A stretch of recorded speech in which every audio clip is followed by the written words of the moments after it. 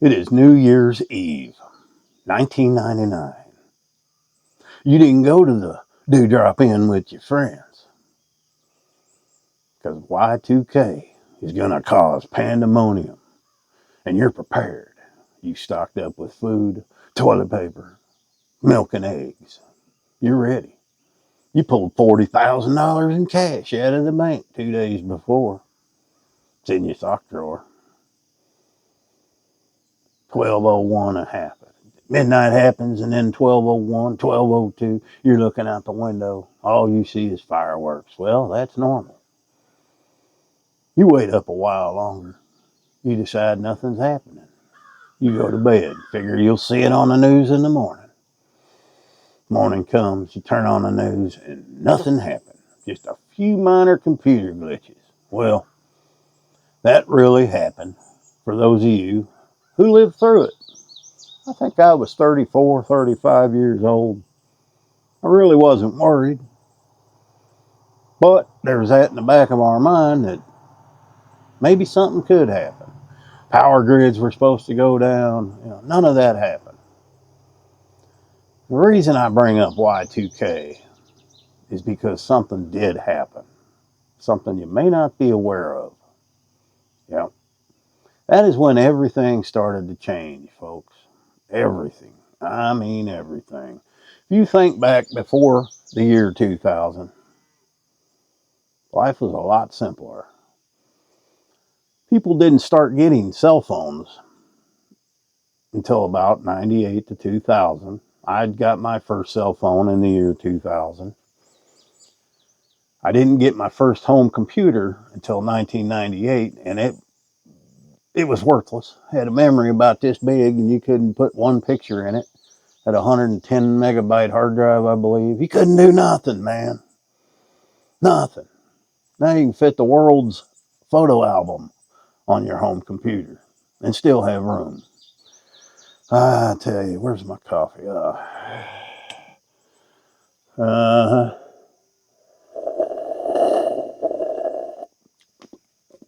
that's good. That's good.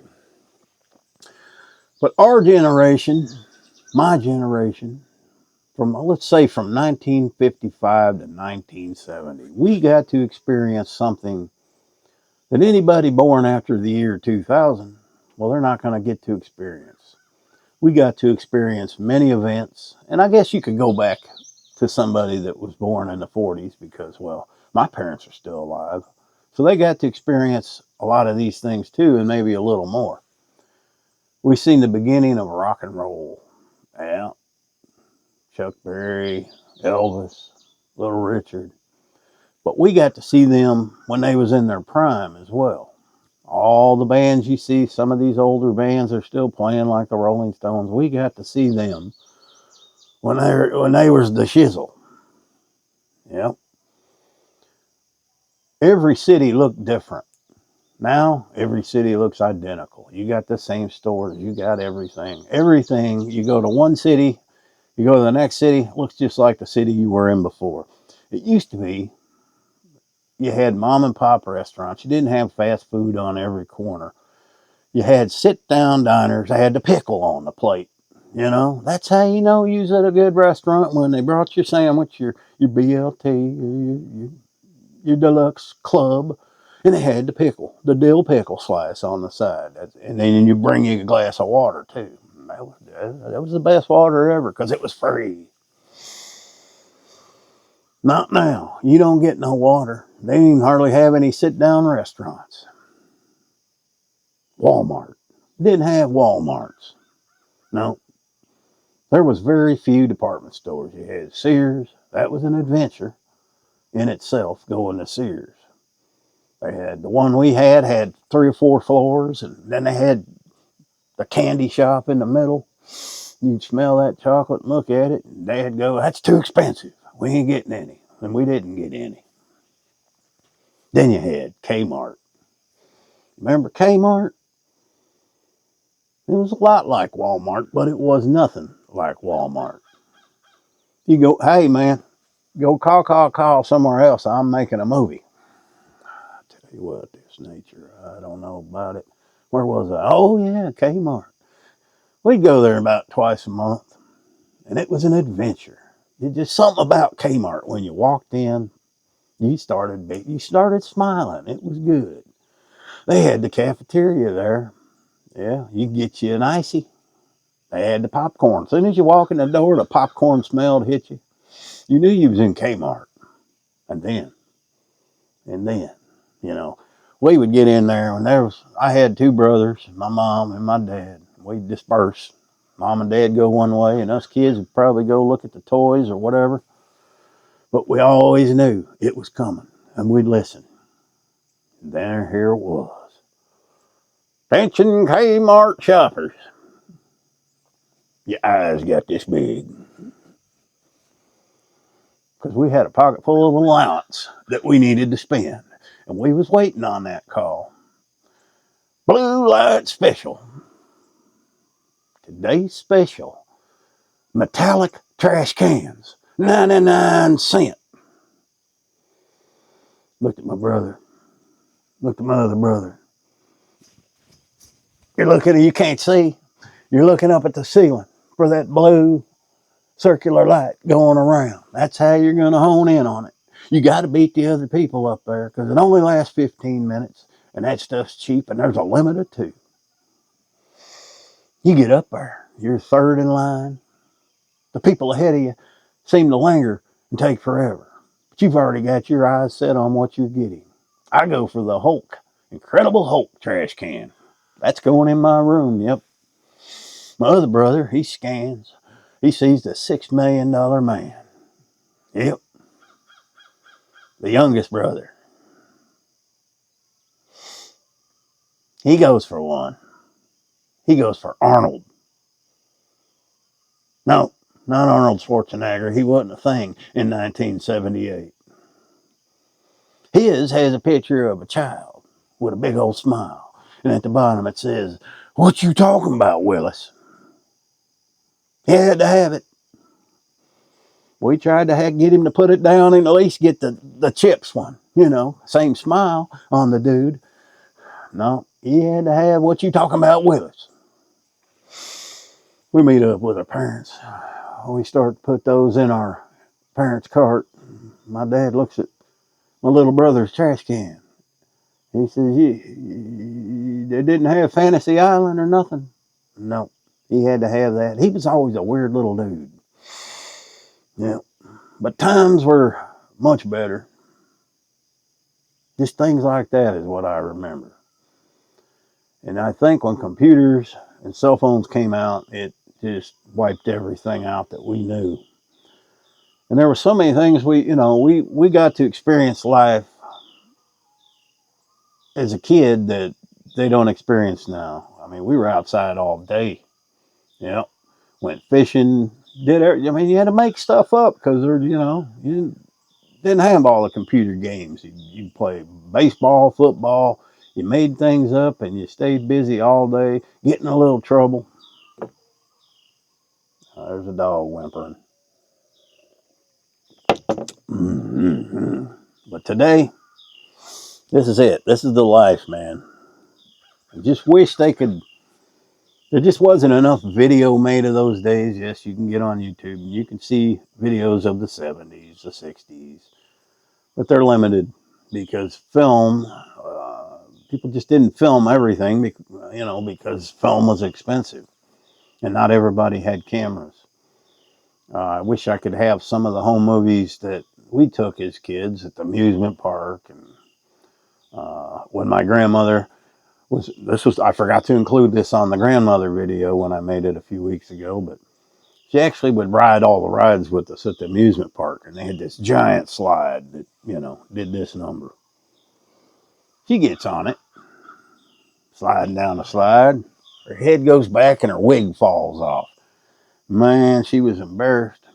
And we did catch that on video. And somehow it disappeared. I only got to see that video once. I don't know if any of my cousins have it, but it existed. And then some time before my grandmother passed away, it disappeared. I know where it is, Grandma. You recorded Murder, She Wrote right over top of it. because it was on a VHS. What else? Man, it's just a whole lot different. But at least we got to experience life before it changed. And every generation changes, but ours changed drastically. I mean, we went from no computers to computers, but the nice thing is we also learned how to do these things. I don't know if that's a curse or not. We learned how to use computers. We learned how to use cell phones. Hell, I'm sitting here putting things on the computer, on YouTube. Never would have. If you would have told me in 1983 that I would be sitting on my balcony making a movie and putting it out to the entire world, I wouldn't believe you. I would have laughed at you. And if you would have told me I was 59 years old when I was doing this, I'd have really laughed at you. Because I ain't looking my best like I did, when I was younger. But you can do that today. And who knows what it's going to be like in 20 more years. And let's see, what else did I have? Jobs, in the news. Back then, you would watch the news. News would come on, 5 o'clock? Wherever you lived, it was about 5 o'clock. Maybe 7 or something. I don't know when. I know where I was, and it came on at 5 o'clock. But you could believe what they said. And it only came on once or twice a day. You didn't have it shoved down your throats 24/7 like we do now. Having news, and it's usually bad news, thrown in our face 24/7 doesn't improve the quality of our life. It just creates stress, worry, and I try to stay away. I do catch the headlines in the morning to see if anything's blown up or what's going on, any earthquakes. But other than that, I don't bury my head in it. I stay away from it because there's nothing good about it. And I think we've always had crazy people. I think we've always had crime. We've always had a lot of the things, but the media makes it sound much worse than it is, and it probably is worse today. So really nothing. I don't know. You can say there's things good about today, and then you can say there's things good about the old days. But we don't have a time machine. We can't go back. We can only be happy that we lived those years. You know, like music. Like I said, with the music, we got to see.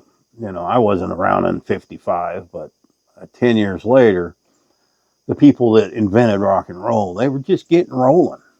So I got to see all that. And then I also got to see where rock and roll started to die. And I know you're going to say rock and roll will never die.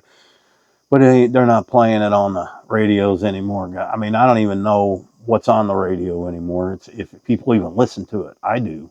I got a little radio in my desk I keep on real low, playing classic country.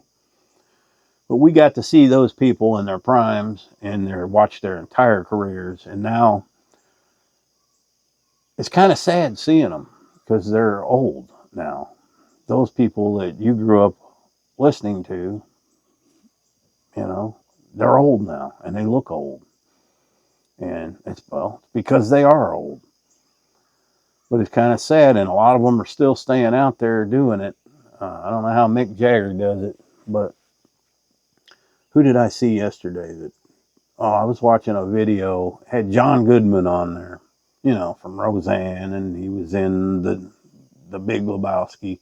You wouldn't recognize that guy now, man. He lost all that weight, but he looks old. He doesn't even look the same. He sounds the same, but he don't look the same. And get you to. We all age. We can't beat that.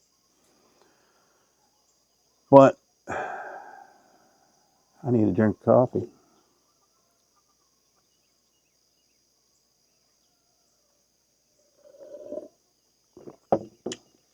All right.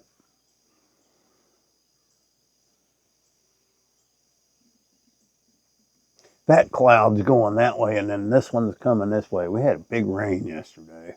It's just weird weather this year. Weird, weird, weird weather. Don't know.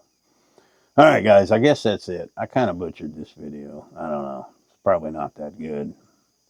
I couldn't put one up yesterday. YouTube is having glitches with my two big videos from the previous 2 days and getting paid a cent, which is no big deal. I've done well this month.